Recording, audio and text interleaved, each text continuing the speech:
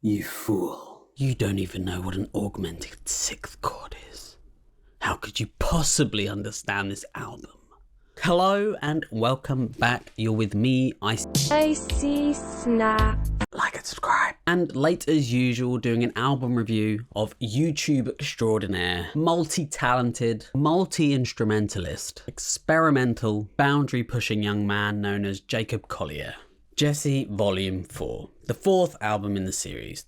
Have you ever heard the saying less is more? That saying was invented for this album. They predicted this. The 1 hour, 9 minute album, quite hard to get through, honestly. Look, here's the thing. He seems like such an amazing character, and you can't deny the talent that he has. It's expansive, and he plays like a ton of instruments. But you know, so did Prince. He's talented, but he's lacking that like connection and that emotional depth and soul. I honestly just think he needs to take a step back and just kind of really find himself, rather than just throwing anything against the wall and hoping it sticks. And you see this in the opening track, 100,000 Voices, where I assume he recorded 100,000 voices at his concerts and all that, and he's using them to like harmonize. My question is like, why? It's like the idea of it is better than the actual result. You know, I do sound design for a living, really, and I've done a few things where you have to record footsteps. And let's just say you have like a group of people walking. You don't record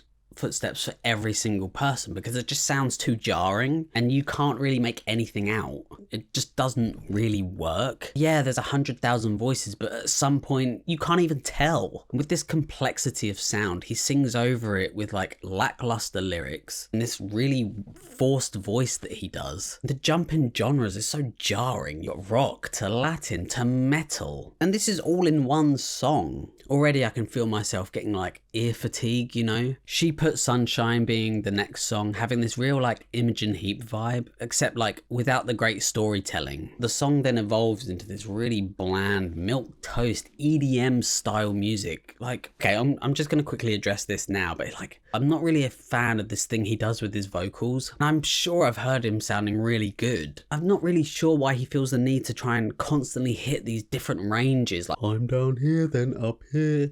Really opens his mouth. I can't sing, so it doesn't matter, but it just sounds kind of odd to me. I don't know. And it takes you out because you're so focused on this voice of his. I don't know. Maybe he does it to detract from the poor lyrics. Sorry. Look, I know it sounds like I'm being really harsh, but I genuinely do think he has the skill to make some fucking amazing music. He acts like he's pushing the boat out and trying all these crazy new things, outlandish ideas. Then he just makes something this dull. He's doing something impressive, but it just doesn't sound impressive, you know? Little Blue, Cinnamon Crush, and Never Alone. Never Alone being the better out of the three, I think, all fall into the same category of like chill, slow songs, more soulful, easy listening. So you get these like sonically expansive songs from him, right? And then in between, you're just left with these like tiny little songs that really don't stand out much. And it's such a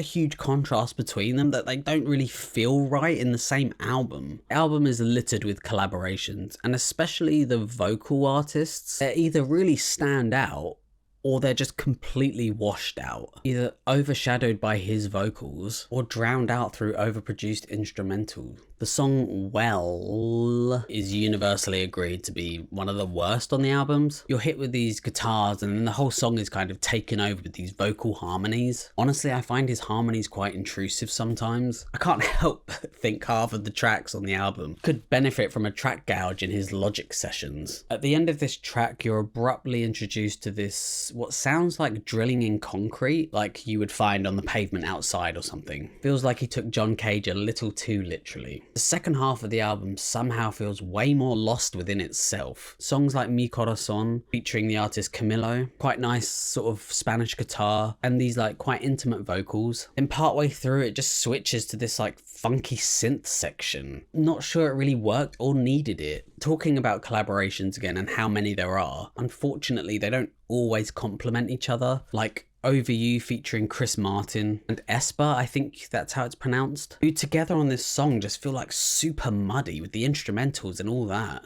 And similarly, And similarly with Bridge Over Troubled Water, he's drowning the features out with these like harmonies, resulting in what sounds like a real struggle in the space. Compare this to Witness Me. Never thought Shawn Mendes would do a song with, but here we are. And you know, I really enjoy his music actually, so it was nice to see him on the album. Weirdly, they do kind of work in this song, and it's kind of gospel, you know, Christian-esque song. Again, nothing like spectacular, but it wasn't like the worst song. Nearing the end of the album, you have Box of Stars, Part 1. In similar vein to the opening song, tries to bring together all these elements and genres. From the start, kind of being a bit gospel, being introduced to what sounds like Robin S. Show Me Love. You've got to show me love. Do do do do do do do do do do do do. This really bizarre, jarring knock on the door. I was like, who's there?